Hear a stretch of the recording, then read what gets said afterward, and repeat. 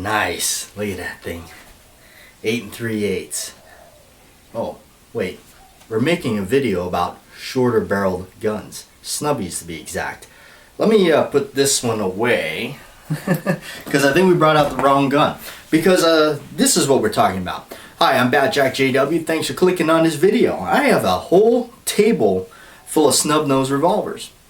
Snubbies and me are the romance. Mostly that comes from me watching way too many little cop shows from the 70s and a lot of Humphrey Bogart movies. So, mostly what the term I always sticks with me is the Snubnose 38, or known as the Saturday Night Special. When I was about 7, my father used to tell me stories about when he was growing up as a kid, and he had this thing called a Mattel shoot and shell Snubnose 38 cap gun toy. And for those of you that are familiar with that, how that worked was it was literally a brass shell with a spring in it, and you push this little plastic projectile onto the top of it, load it in your gun, and stuck a little greeny stickum cap on the back of it. And the ironic thing was it was a snubby little 38, but it opened up like a loading gate, like a single action cowboy gun. You load it up there and shot that around that point. So that Snubnose kind of thing had stuck with me so much, and the romance with it all, and just me liking them. So here I got what I have. Not too many, I guess, or 6 of them. All right, so I got everything pretty much. I'm kind of biased, so I do kind of prefer one over the other. But your basic one, you know, like this Colt Detective Special. Here's a Colt Agent. I think you guys have seen this on the channel already. Hopefully you've been checking out the channel and everything like that. The Colt Agent. The Colt is kind of, you know, almost like you can say the original or whatnot. Smith & Wesson does make a heck of a snubby, and I'll talk about that. But this is, you know, the 6-shot. This is the 6-shot D-frame snubby, and the romance between me and the movies and stuff like this, it really gets me. You start looking at stuff like Steve McQueen and the Bullet. I believe that's what he carried as a Diamondback snubby, and those are really those ones are high-end stuff. Those are some big bucks. You start talking about the Diamondback snubbies, the Python snubbies. Yeah, you know, you watch Dirty Harry Magnum Force. There's a lot of revolver play in that one. And then, of course, one of my personal favorites, which I've yet to own, is a Model 19 snubby. That's a Smith & Wesson 357 Magnum snubby. It's such a beefcake of a gun, and it's really neat, and it photographs in movies very nicely. Some people just don't understand the romance and the connection between movies and guns, and us getting older and owning guns, and from our favorite movies, such as Dirty Harry, my Model 29s. And some people say, well, that's just sad, man. Well, life is too short to be sad. So if whatever it is that makes you happy, you better go do it, because life is you never know when your stop is. It's that we're on a freight train and we're going full speed, and we don't know when our stop is. And you better have as much fun and happiness and enjoy it through that whole ride, because you don't know where it's going to stop. All right. So that's my outlook on it. So if somebody thinks it's sad of me to like guns because of movies, well, you know, you must have a pretty sad life, because I live it up every day, man. I'm smiling. I wake up smiling. Every day is a blessing. So this stuff is really cool. I've really had grown fond of Snubnose 6-shot 38s, and a lot of this also comes from a movie called Witness with Harrison Ford. That led me to searching and finding this pre-Model 10 Smith & Wesson Snubnose 38. It's a 6-shot. It's got a very unique barrel with a tapered and a more of a blade sight, or I mean, not like more like a what do they call, like a half circle sight. It's a strange sight. It's definitely different from any of the other ones I've seen. It's really cool. You always close these things by the crane. I'm guilty of it sometimes, or I close it by the cylinder. They just say it allows, if you close it by the crane, it allows you less chances of it tweaking over time. I know that's kind of like is it an old wives' tale? Is it true? But I've always done it. It kind of makes sense to me. You can always tell too, if you look at revolvers straight on by the frame and the crane, if there's a bunch of excess gap and movement or whatever in between the crane and the frame, you might want to steer away from that one. But also the other thing, I hear a lot of people always say, well, the Snubby is a belly gun or it's a close-up gun. You really can't hit nothing from afar. I mean, I've actually got friends of mine that actually say that. They say, well, these things they're only accurate, you know, up close, you know, 5 feet, 10 feet. And it's like, okay. Here's my Model 29, or 629 rather. Now this is probably the biggest Snubby I've ever laid eyes on. Yeah, I actually had in my hand. I know they have the X frame. I think it's actually a limited edition now. You can't even get it, but it's by Smith & Wesson. That 50 caliber Snubnose 500 Magnum Snubby. It's like the bear gun or something like that. But I've shot this thing clearly pretty far out. If you haven't seen that video, check it out on my channel. It's called a Snubnose 44, a long shot, and I took that thing. Took it way out there, for really far distance. Also, what made me believe that this could be done, obviously it can be done. The gun's very accurate. It's just you as a shooter have to be accurate. If you look at the late Bob Munden, one of my dead heroes, he shot I think it was like a Model 60, it's a Smith & Wesson Snubnose 38 5-shot J-frame.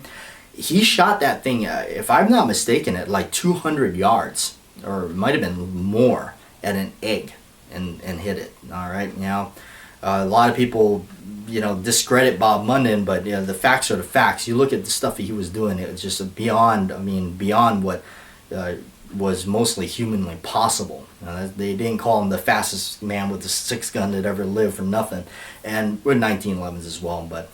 Yeah, so yeah, the kind of romance for me, this pre-Model 10 right here, that came from the movie Witness with Harrison Ford. Ever since I saw that, and it's just such a beefcake of a snub revolver. This thing is a brick, and it's definitely, when you pick up something like the Colt Agent with the alloy frame and everything, and it's more of a slick design, and the butt is definitely chopped off a little bit more. Even I have small hands, and I can't quite get my pinky all the way on there. This is definitely a really cool, slick little gun. 6-shot too. Colt Snubby right here. Really neat. You can see where they kind of, because when you grab something else, you can see you get all of your hand on there, and then some more. So if you got a bigger paw, you can definitely fit more of your hand on there. The 629 was just something I was after for a long time. This is a true beast of a gun. This thing is, I've shot magnums out of it, 44 Magnum. It's not as bad as some people think. For a long time there, I was just shooting the specials, not because I was afraid of the Magnum. A lot of comments, negative comments came in on those videos. Oh man, stop being a wussy and shoot the Magnums. Well, I have shot the Magnums. I did it in a video just to prove the point that it's not like it's going to tear your arm off or hurt your wrist. Ironically, the very first time I did a video with this, the grips were slightly protruding a little bit because they were not fitted properly to the frame, and it actually had some wood that came out and would actually dig into your hand. So as you're shooting it actually caused a little injury to my hand. And I did a video on the spot, just thought, keeping it real and trying to be truthful with everything. And then, boy, that video just wound up getting so much negative feedback on it, but a lot of positive ones too. And I figured, that's going to be my toss it to the wolves, my sacrificial lamb to the wolves. These people want to hate on it and do whatever. So I mocked up a stupid little photo on it. I think we threw some fake blood on my hand and whatnot. So that's my only one real troll video, if you would call it that. But that's just because these people, and a lot of those comments come without any kind of rational viewpoints at all. But ever since I fixed it, I filed it down. It's a very comfortable gun to shoot. I've shot it with magnums. I even have a video called Shoot Fast with 44 Magnums, which we dumped out the 6 rounds out of this as pretty much as fast as I could pull the trigger. I ain't no Michelak, but definitely tried it. But so it's definitely possible. Now what I got mostly is Smith & Wessons and a couple of Colts and everything like that, but I definitely like the Snubbies. I got a hold of this and I started looking at it, and this is a really cool gun. This is a Rock Island Armory M206. It's Parkerized, it's got the wood grips. I became kind of fascinated with the gun because of its price. I paid $244 for it from budsgunshop.com, and they ship for free. It's a handgun, and I picked it up, and it's been pretty cool. It's not a bad gun. It definitely is a price point gun. I start to, $244. If you start getting anything more than that, it's hard to justify it, because for not much money more, you can go and buy like a 642 or something, one of those lightweight Smith & Wesson modern snubbies that's going to do you a lot better. Taurus. I used to have a Taurus. It was called an M4. I want to say it's like an M44 or an M45 or something like that. It was a lightweight frame, 5-shot 44 special. And very early on in the videos, I did videos with it. I wound up selling it, getting rid of it. I do regret it, because it was a cool gun, and now they don't make them anymore. Wouldn't you know? So isn't that just the case? He's selling them. So just to go over a little bit, yeah, that's kind of what my love is with snubby revolvers, and these are all pretty much the 2-inch barrel configuration, except for this one is the 3. They listed as a 3. It's got a stiff, very stiff. It's a brand new. This is the only right now currently Smith & Wesson revolver I've owned brand new. I cut the tags off myself, so you can, when you feel how these things come brand new. Most of the ones I own is all secondhand vintage stuff. They've probably been opened and closed a gazillion times, but boy, when you get one of these things brand new, I don't know how it is for you, but for me, it's really tight. Everything is such a nice lockup. And I know I'm just probably not muscling it enough, but I'm just kind of almost like, I handle them with care. I love these things so much. But yeah. Anyway, back on topic, what I was saying is they're really something cool. I like, there's just something about them. But this one has a 3-inch barrel, and I've talked about this in my review with it. If you're interested in buying the 629, you just kind of want to get an idea for what it looks like, because it does look like a snubby 38. When they're getting the extra inch from the 3, because from the frame out is 2 inches. This is 2 inches. Then they're counting it from the forcing cone. The forcing cone is right in here. Right in here, they're counting it from here to here is 3 inches. But actually, barrel-wise, what you're seeing is only 2. So that's why, too, if you look at some of these guys here, especially some of these, there's not, you're like, that's a 2-inch? That looks like a 1. And literally, it's not. It's like 1 and some change coming out of there, because they're counting it from the forcing cone. That's why these things have such a crazy look when you're like, wow, that's a really tiny, short little barrel. But it's possible. You can shoot them accurately. What it is just they're harder to shoot accurately, because any minor little flinch action or jerking the trigger, all of those characteristics of flaws in shooting properly, which we all do. It's so hard. No matter how many rounds I shoot, I catch myself flinching, not having a proper trigger break, all that kind of stuff. The list can go on. But these just have less tolerance or less room for error on that. They're just not forgiving when you tweak it. Even just the minor hairline tweak, it will throw it off, because you don't have a lot of barrel. You don't have a lot of time where the bullet has more travel down the rifling and all that. So, but it is possible. It is possible. You can shoot them accurately. People do. So just wanted to kind of throw that out there, because versus like an 8 3/8 barrel, I mean, that thing is going to give you can pull slightly and have a bad release and may still hit that plate, because it's just that much of a great gun. Now I must say, like, if you look at the Smith & Wessons, okay, when you cock the hammer back and you actually pull the trigger on these, it's amazing. I've never felt anything like it. It's certainly it is certainly just something just like, wow, that is just smooth. It just feels like the hammer just falls.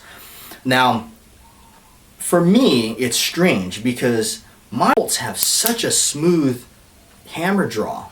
When you cock the hammer back on a Colt, it is certainly just, wow, that's amazing. But then when you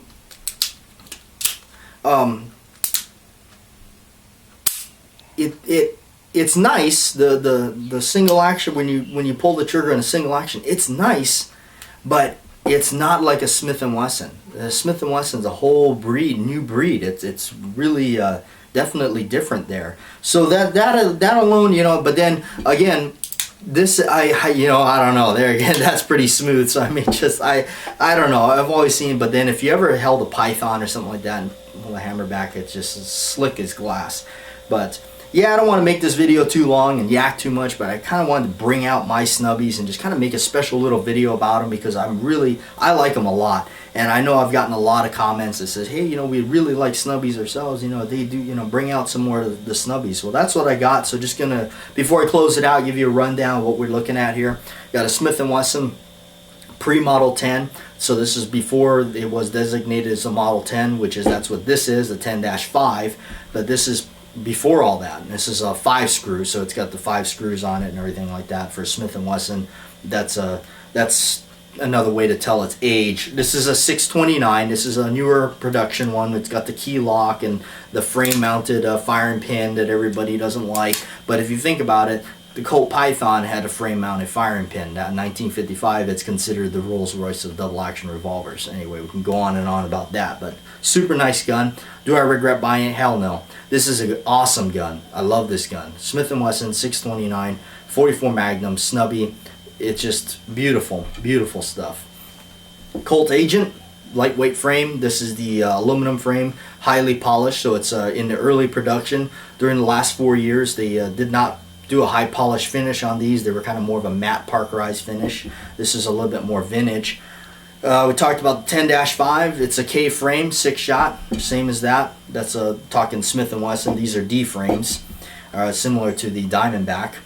The Rock Island Armory M206 6-shot snubby. That's kind of what attracted me to it. It was a 6-shot snubby with wood grips and had that old look to it.